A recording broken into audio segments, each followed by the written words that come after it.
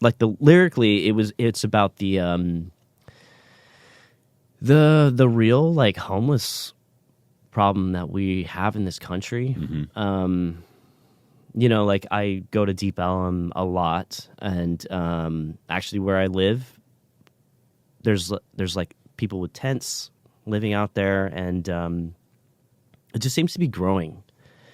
And it's just a real sad. It just really strikes me because we're like the wealthiest nation on the planet, and we've got all these resources and everything, and we still have this subsection that's just completely neglected.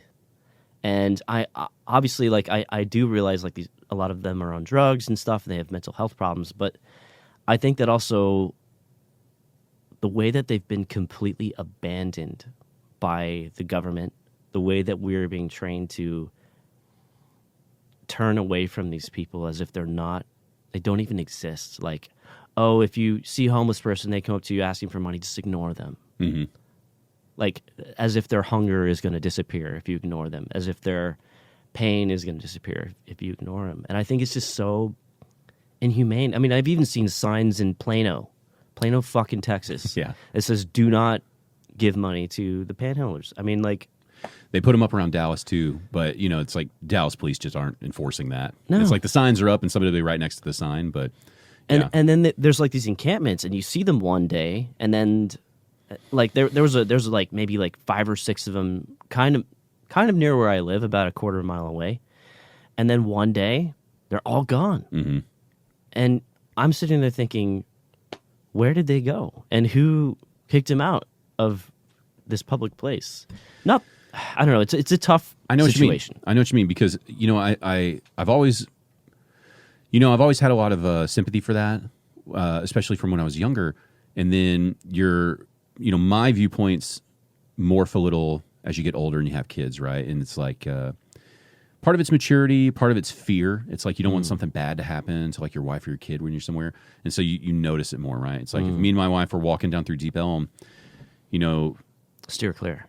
Yeah, well, now, or when I was single and it's just me and it's a homeless person, it's like I don't really have anything to fear. It's like I don't have anything for you to steal. If you, I'm not saying you would, but if that was my concern, I didn't have that fear at that time because it's just like you're more free spirited. You're like, hey man, what's up? How's your night going? Yeah, here's a buck, sure, whatever, Yeah. And then, but then when it's like your wife or like we took my son down there. Just during the day, there was like a skate shop down there, and we're like, oh, he's going to like seeing Deep Ellum. It's going to kind of blow his mind a little bit. And it did, but there is a couple times where you're passing by somewhere, you're like, oh, man, please don't let this be like a sketchy thing. Yeah. And so definitely, like, I'm guilty of my views morphing a little bit, but...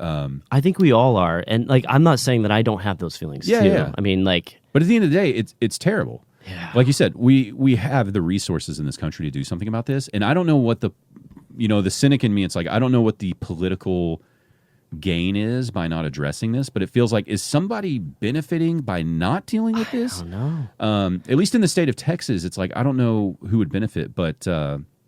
it just seems to be growing, and no one's doing shit about it. Well, and we spend money in ways on it that doesn't make sense, right? Yeah.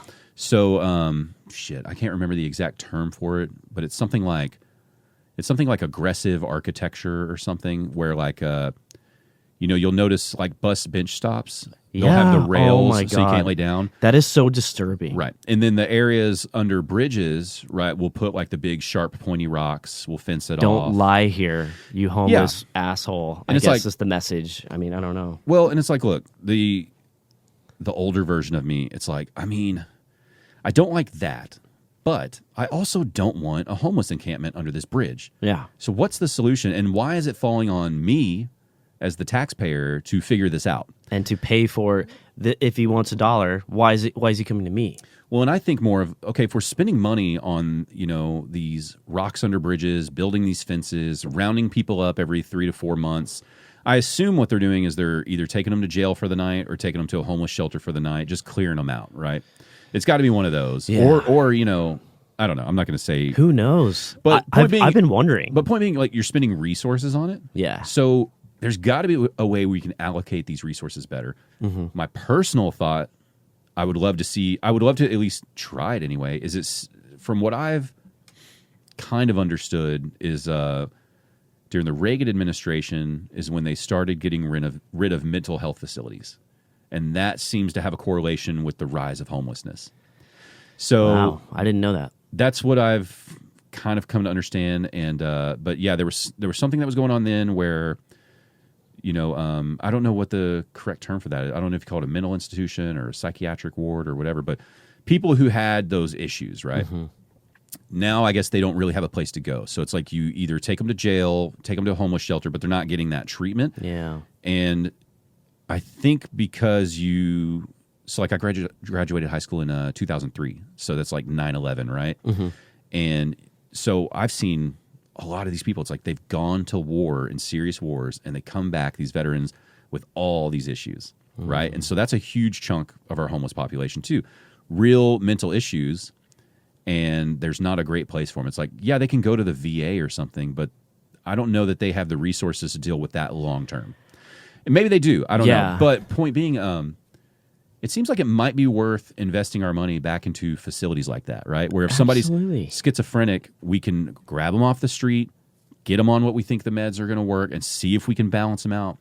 The hard part is I don't know if everybody agrees on should you institutionalize someone like that, even if it's not in prison. Like if it's in a facility like that, should you institutionalize them, or is that inhumane? I tend to think it's humane. It's like if we can keep you from harming yourself, if we can feed you meals, others, that seems like the best choice in a bad situation, right? Yeah. I don't think it's to leave you out on the curb talking to yourself. I mean, you see that, right? You're at a stoplight and somebody's just having a conversation. Nobody else is there. And it's like, what are we going to do about this? You know, like you said, we're just going to take them to jail. Well, how's that going to work out? You know? I mean, they're in there with other people and you never know what they're going to do to them. And but to me, it seems like, okay, we could spend money on just like, when we round them up, let's now go, okay, what are the specific issues that we need to deal with here? And then that's got to be the solution, but I don't know. It's a tough conversation. I mean, how bad would a 15-minute consultation be with like a, licensed mental health therapist be? I mean, to just be like, hey, this is what's going on with this person. And yes, obviously a lot of them are addicted to drugs and stuff, but it's also goes hand in hand with the mental health. And we're in a crisis with mental health. So I guess at this point in this country. So, let's talk about like the person who's on drugs, right? If you're just addicted to drugs, you can't break it, and that constantly puts you out on the streets, right? Then the question is it more humane to force you to basically live in a rehab center, or should we let you just live your drug-addicted life as a homeless person? And I don't really know. Like, to me, as someone who I feel like I've got my life relatively together, I feel like, no, we've got to get you in rehab and sort that out. But I'm sure there's other people who are like, that's not your choice. And it's like, but also like they're sick and living under, out in the, I mean, I don't know. It's tough. I mean, the answer... You don't want it to be there, but you don't want to like force anyone to do anything. Exactly. But then I kind of want to force people to do things. And so I don't know where I land on that, It's complicated, I would say. But what's frightening to me is how little anyone seems to give a shit about figuring it out. Like, there's no steps. No. With like immigration and stuff like that, there's people that are working to figure out what we need to do with immigration, right? Right. Yeah. Illegal and not. And whether you like it or not, there are people taking action, right? Yeah. You can agree or disagree if you like that action, but people are going, this is a thing we got to work on. Yes. Right. And they're not doing that at all with the homeless situation. The I'm a Fan of podcast, music, comedy, and more.